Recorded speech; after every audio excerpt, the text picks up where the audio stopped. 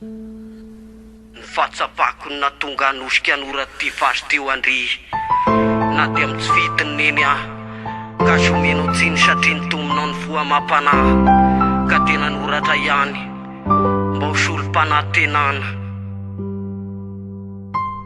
Nanisaka ny mba nanohitra sy nitio anao rery any ankizy, dia tsampako fianao mihitsy ny rakotra fi nanoratsy tamin'ny fisarana ka tsotrany sisanao petrako, satria ianao tsy voatazona intsony fa lasy ianao navelanao le foko kely maratra sy tony sahady.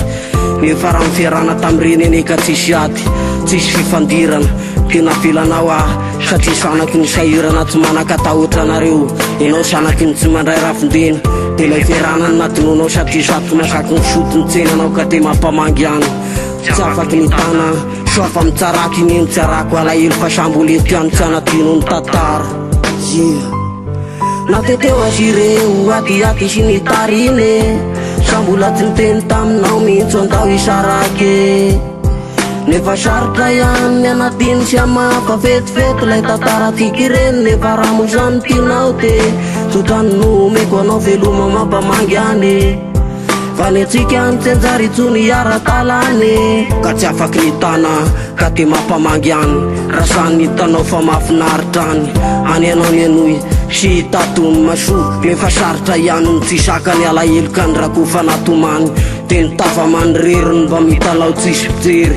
Ianao mba natenaiko anarina vo maina ndrafitraty, ianao ko tonga ny ro namana ka nanadiny le foaty, ka te andao ary tsisy tsinekia na te hitako esa mihitsy mbola latsapaka anaty fitia, ka te mampamangy any avelao ny foko kely maratra mba ho tomany, satria tsampaky reny atao tsaiky mandrakizay reny tantara ratsy tiky reny.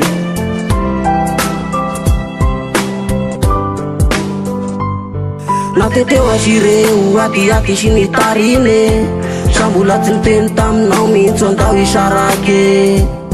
Nefa sarotra ihany ny anatiny sy amafa fetifety lay tantara tiky ireny, nefa raha mozany tinao te sotrany nomeko anao veloma mampamangy any. Fa ny antsika ny tsenjary tsony ara-talane, zay ary faintsifaintsy-poa vetiany blaky manahely nefa tsy afa manotra ve fa kosa vito ratsy fiafarangamba ny tiarana.